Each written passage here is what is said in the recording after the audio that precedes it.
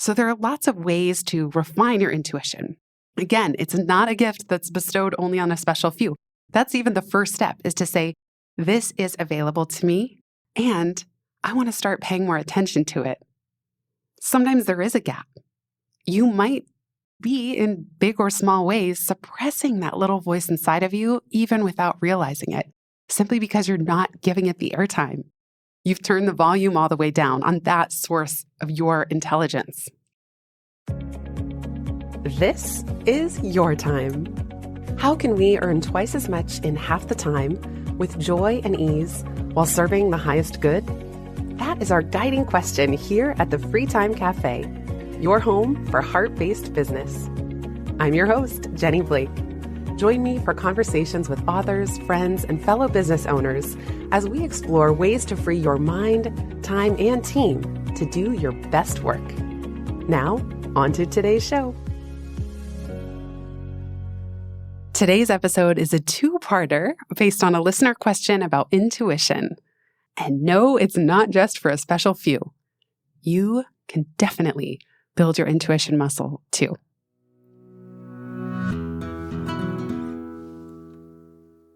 One of my favorite games to play growing up was people watching at sidewalk cafes, telling different passerbys stories with a friend, sometimes with my dad.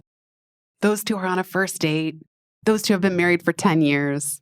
That guy's on his way to a job interview for a position he doesn't want. Sometimes we'd even get super specific just for the fun of it. This couple over here just bought a country house, and the repairs are killing them slowly. They're on their way to a designer furniture store to relieve stress by dreaming about what's possible. Probably going to impulse buy a soft leather couch that they're not going to let the dog sit on. Of course, our own biases and projections and even judgments crept in. But this was a time to play a little bit, to stretch our imagination and tune in to our intuition. If only we could have asked each stranger what they were actually up to so we could verify or debunk our various guesses. What does this game have to do with building skills to run your business? More than you might think. That's the thing about intuition. It's always speaking to you in subtle ways.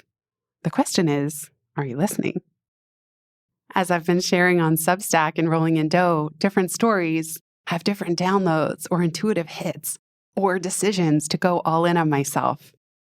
In response to Mutually Assured Rejection Part 2, where I talk about why I went into hybrid publishing for free time, Claudia asked a great question in the comments. She said, I read your words all in on myself and how you consciously choose to believe that the universe is redirecting you. I talk about rejection as redirection. And I can't help but think Jenny's so in tune with her intuition. No matter what comes, she has this trust muscle that allows her to keep going, to keep betting on herself and her ideas. And I wish I was better at it. Is this something you've learned, gotten better with at practice?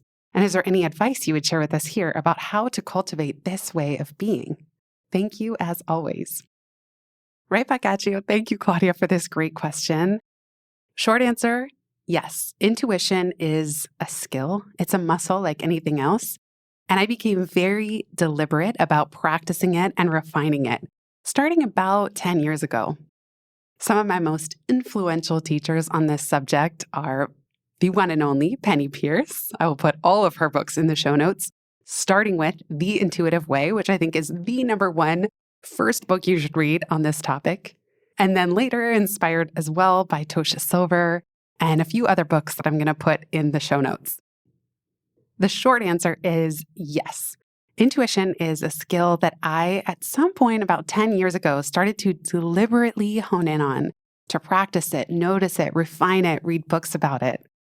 Almost everything I learned, and especially the exercises to practice growing my intuition and trusting it, started with Penny Pierce's flagship book, The Intuitive Way.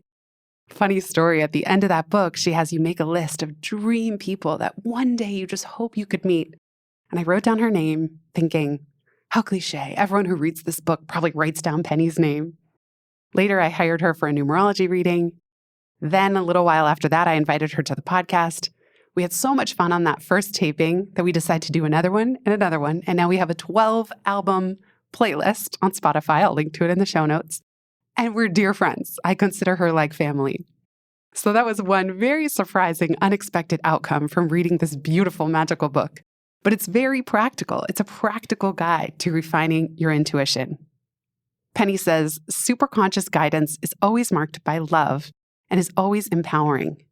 As we seek to apply intuition for practical purposes, I can think of few other applications as important as obtaining accurate guidance for ourselves and sharing our well-intentioned insights about others with them. As you begin practicing intuitive skills, it will behoove you to make a quick check. How open are you to hearing the truth, either from within or without? Can you comfortably share your personal truth with others?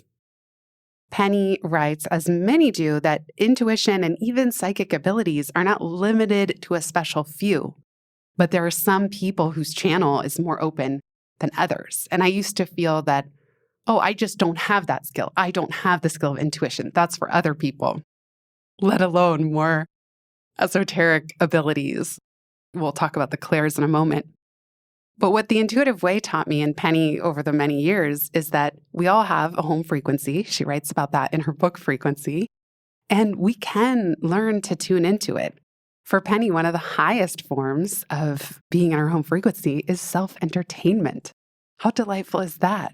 So instead of operating our businesses out of fear and worry and anxiety, what if we were always aiming at self-entertainment? What if we were following the fun, as my friend Kay said?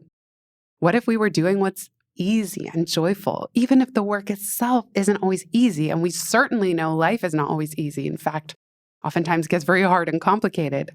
But that if we were continually listening to the whispers in our body, in our soul, in our spirit, I truly believe that we can lean into that information and that source of our intelligence as we run our businesses, even alongside other more hard data like numbers and metrics and charts and reports. In that same passage, Penny writes, superconscious guidance is easy to obtain. It's available in every moment, no matter where you are or what you're doing. You must only ask, look, and listen. If you can't, for some reason, recognize a superconscious message inside your own brain, rest assured that the higher powers will use a friend, a rival, a stranger, a license plate on a passing car, a billboard, a song lyric, or an actor in a movie to speak your own higher mind to you. Similarly, you may be unwittingly used to speak important messages to others. Guidance is pouring out of all of us in everything we say and do. So we must be willing to share and be ever on the alert to notice and respect the ideas of others. You are making decisions in your business every day. What types of clients to work with, what each of those clients needs, perhaps even needs and wants they're not seeing even for themselves yet. You're making decisions about how much to charge for your products and services, what to create next, what to write on a given day. I'm always having to kind of tune in and tune into what feels new and fresh and alive for me, and also tuning into that super conscious guidance. What would be in service of the many? So if you're creating a podcast episode or even going up on stage, I talked about this in my signature story episode on Jay Akunzo's Unthinkable podcast, that one of the things that helps me craft the stories I'm going to tell on any given day is that the day of a keynote speech, I will close my eyes and tune in, or sometimes if I'm in the room, look out at the audience and ask, show me what this group needs today. How can I be of service? And I listen quietly for any downloads about what is going to be most important, about what they need. I look out at their faces. Do they look tired? Do they look stressed? Do they look busy? I try to feel in my body, what do I feel when I connect with this crowd? Again, if I have the luxury to do that in person, because sometimes I'm only seeing myself on my computer screen, even if that talk is getting streamed to 1,000 people. But even then, Penny and so many others have taught me that even then you can tune into your intuition about what those 1,000 people need in this moment on this day, and answers will come. So there are lots of ways to refine your intuition. Again, it's not a gift that's bestowed only on a special few. That's even the first step, is to say, this is available to me. And as Claudia is doing, to say, and I want to start paying more attention to it. Sometimes there is a gap. You might be, in big or small ways, suppressing that little voice inside of you, even without realizing it, simply because you're not giving it the airtime. You've turned the volume all the way down on that source of your intelligence. Today, I'm going to share a bunch of practices that have worked well for me to actually build and focus on this muscle of growing my intuition and not just growing my intuition, but trusting myself to follow it. I think that's another key piece of this here. I'll give you some examples too, but I also encourage you to look back at your life and business to see what strategies might be best for you. Because these are all based on my experience, but we all have different superpowers. We all take in information differently, and we certainly access intuition in different ways. The dictionary defines intuition as the ability to understand something immediately without the need for conscious reasoning. Now, sometimes intuition gets written off as some sort of frou-frou spidey sense. Oh, it's this woo-woo thing. It has nothing to do with business. My counter-argument to that is, what is intuition if not 1,000 or 1,000,000 or 1,000,000,000 subconscious data points that you've been collecting your whole life? So I personally think intuition is very data-driven, but no, it might not need immediate conscious reasoning. Sometimes your intuition is going to tell you to do something or not do something, or break up with someone, or get out the door and go to that coffee shop, and you don't know why. So that's the part where there's not always a reason, some sort of thing that you can explain to another person. You just have a feeling. Some of us get guidance from something that feels bigger than ourselves. Now, maybe it is your soul. Like Penny says, we are soul. If the soul is not separate from us. Maybe it is part of a higher power, if you believe in that, part of a higher wisdom within you, part of the collective consciousness that you're tapping into. You'll often hear people refer to extra sensibilities as the clairs. There's 4 of them: clairaudience, clairvoyance, clairsentience, and claircognizance.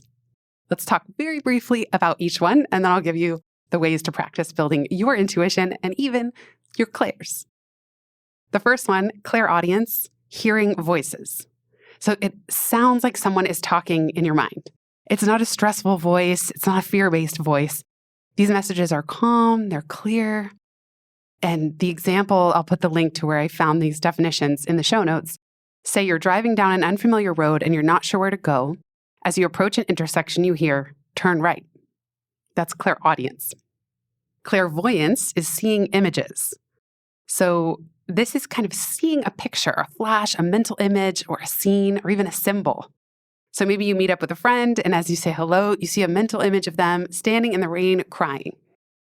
You then ask, is everything okay? Just had the feeling to ask or to check in. Sometimes clairvoyance comes to me, not in any big or profound way, believe me, but like when I'm really getting burnt out and I know I need a staycation, even within my same city. As I wrote about recently in Doe, I did a 2-night staycation just over the East River in Dumbo. But I didn't know if I should do the staycation. I didn't know if I should spend the money. It really didn't seem like a great time to do something what my inner CFO would call very frivolous. But I kept seeing images of Dumbo. They were persistent. They were coming all day.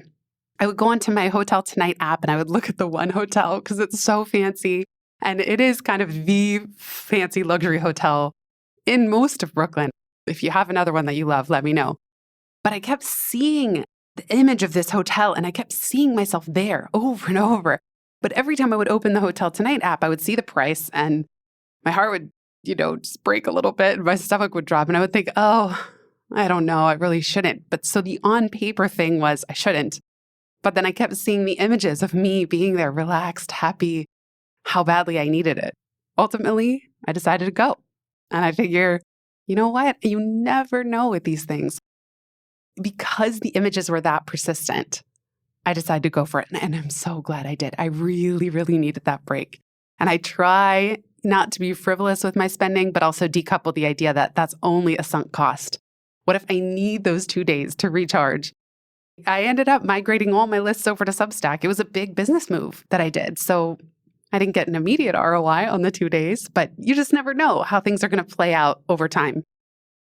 The third clair is clairsentience, recognizing feelings. So this person notes that this is the most common, and it might be physical feelings, emotional, energetic. If you're empathic, you might often feel like a sponge, like you're talking to somebody and all of a sudden you feel really anxious. Maybe this person is an energy vampire, or they're negative, or they're a sociopath. I'll tell you a story later about a guy Michael and I met while we were walking our dogs.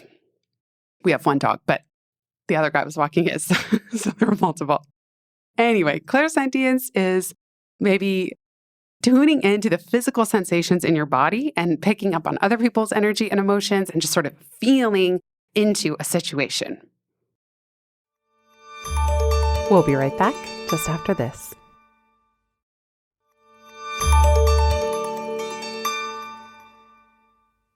The last one, claircognizance, knowing. This is the one that is most common for me. Thoughts that seem to just drop into your head. Unlike clairaudience, you don't actually hear them. Suddenly, you just know. Many people call these bursts of intuition downloads because of the way they seem to just appear in the mind, as if from somewhere else.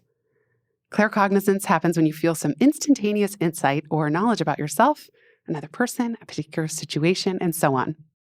The idea for free time came to me as a download. Just all of a sudden, I had the words free time. They just landed in my mind, and they were sort of highlighted as if on a billboard of my thoughts. They were bigger than my other thoughts. They were isolated. They were clear. And that's what I would refer to as a download. So a lot of what I do in my business, a lot of the decisions, a lot of the titles, a lot of the writing, for me starts as just an imprint. It's not audible. I can't hear a voice, but there's just a sensation that a word or phrase or idea is getting handed to me.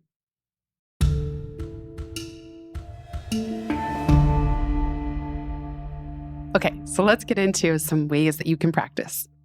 I mentioned this, but number one, review your intuition history. If you haven't done this yet, reverse engineer previous intuitive hits and the actions you took. Times you listened, times you didn't. Times it worked, times it didn't. And worked is in quotes, by the way, because even if you don't think something worked, it failed, maybe it was redirecting you for something different, something that was more meant to be. So this will help you understand how your intuition speaks to you. Is it a whisper? Is it a feeling? Is it an image? The example I give in the mutually assured rejection piece was that while I was on the Zoom call with my publisher, the energy of the call was making my stomach turn. It was down. It was low. There was a vibe, a low vibe. Trying to read the room, people seemed tired. And I know it was early 2021, so we all had Zoom fatigue, but still, the energy was not enlivening. It was heavy. It was tired. It was slow. It was sluggish. This was the energy of our collective energy. I might have been a part of that. But I just remember hanging up from that call and I just had a gut feeling. Free time is about agility, ease, joy, fun, delightfully tiny teams. Most likely this message is not meant to be paired with a huge publishing conglomerate with a lot of bureaucracy and a slower process and more friction in the process. That's not in line with the message of free time. The free time diagnostic itself, friction versus flow, is something that you can tap into as you review your intuition histories. So when were you in friction? And what little signals, what was the whisper before you made big decisions, before you reached out to network with somebody else in the company, before you pivoted internally, or before you chose to leave your job to start your own business? What were the little whispers, even the ones you didn't want to pay attention to at first because they were too hard? They would have shaken things up too much. And yet if you don't listen, they just get louder and louder and louder. There's a concept I first heard from Martha Beck called clean pain versus dirty pain. I'll put her article in the show notes, that my friend Sarah and I adapt to talk about in terms of clean energy versus dirty energy. So clean energy is when you're interacting with someone or doing a certain type of work and it feels light and bright and free. Dirty energy is you just can't explain why sometimes, but your interaction with a person, again, it's draining. Something isn't sitting right. And part of practicing intuition is giving credence to those feelings. It's not that we want to judge other people or that we're trying to leap to conclusions, but your body is very intelligent. If you want to be terrified and also empowered to listen to your intuition, read The Gift of Fear by Gavin de Becker. Another example in terms of my intuition history, where I only learned the hard way, were with podcast guest pitches. So I get a lot of these. Between both shows, sometimes 5 a day.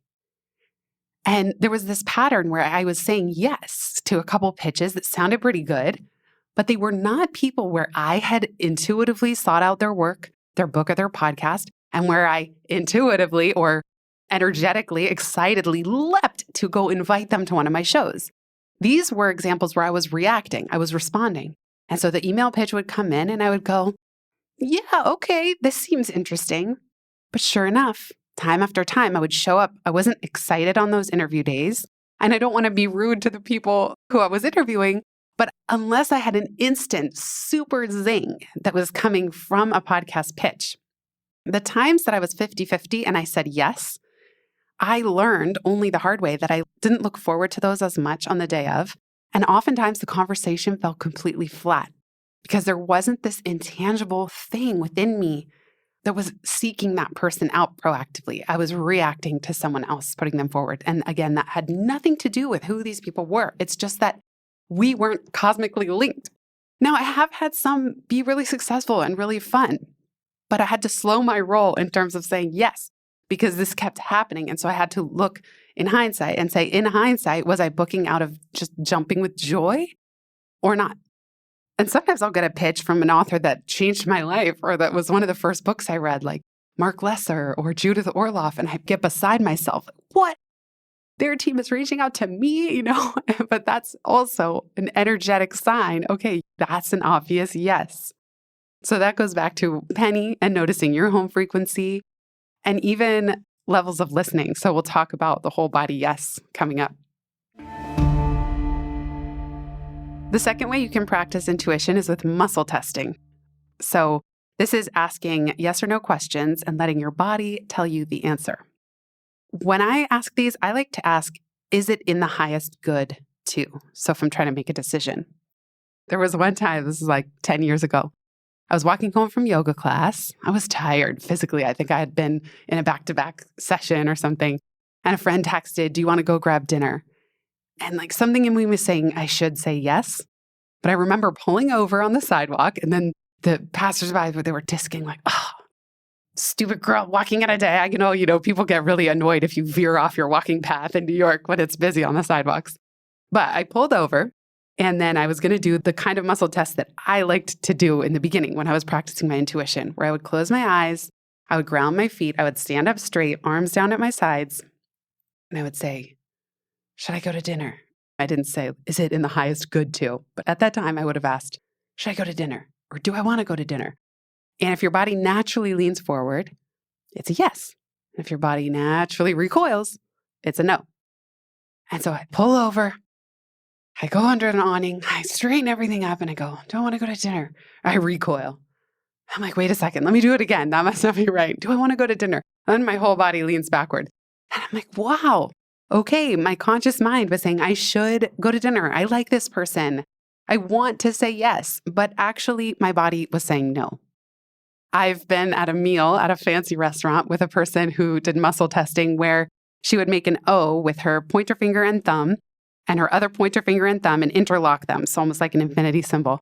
And as she looked at every item on the menu, she would pull two hands apart. And if it's a yes, you don't break the link. It stays strong. And if it's a no, the link breaks. It's like, oh, do I want the portobello mushroom? And then she pulls her thumbs apart. And if it stays strong, yes, she does. And do I want the lobster? And she pulls her things and the thing breaks. And mine broke just now as I was recording because I hate fish. Okay, so it does work.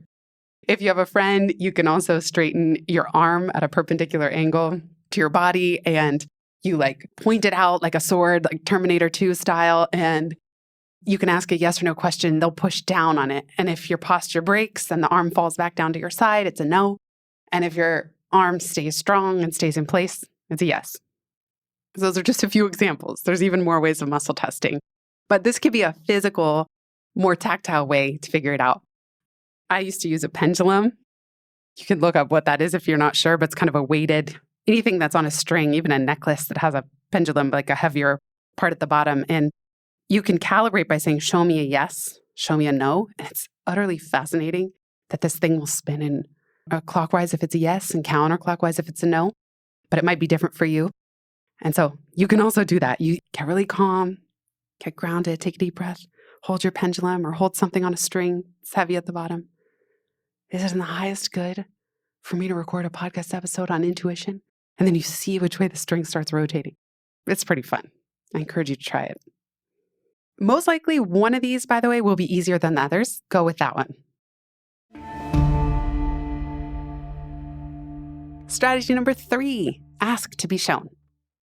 After a meditation or sitting quietly, just ask, even as you sit there. Again, it's better after yoga or some kind of movement, something where your body calms down. You're not just jacked up on caffeine or social media or email inbox dread or morning anxiety. It's like calming your system. And then with your eyes closed at the end of a meditation, even if it's a 5-minute meditation or 10, asking, show me the one next step, or what is in the highest good for all involved. Another exercise I've done is imagining a council of elders or mentors or wise ones, even if they're imaginary, where you get quiet and you picture yourself sitting at a table with them, and you could ask, what would they advise you to do?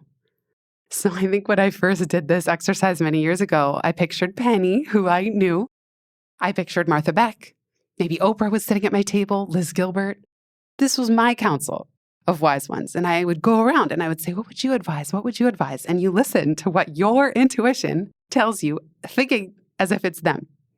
I've done this exercise with coaching clients, and it is absolutely fascinating how much wisdom comes pouring out on subjects that they think that they are unsure about when they put themselves in someone they admire's shoes. My friend Jen, who's an astrologer, she gave me advice when I was writing Pivot. If you get overwhelmed, talk to your book. Ask it what it needs. And just go with the first answer that comes to mind. That's something I've learned in trusting intuition is you got to listen for that first thing, not what your mind starts to write over it, that first thing. So I would picture my book and I would picture it with wings. I would picture it flying and I would say, what do you need to be free? And I would talk to my book, not out loud, not with words, but I would imagine that question and then I would listen. What's the first answer? What's the one next thing I should do with my writing or my editing? Number 4, give things time to simmer, or crock pot, as my friend Stephanie calls it, especially when you're unclear. So Penny would always tell me intuition works on a need to know or as needed basis and not a moment sooner.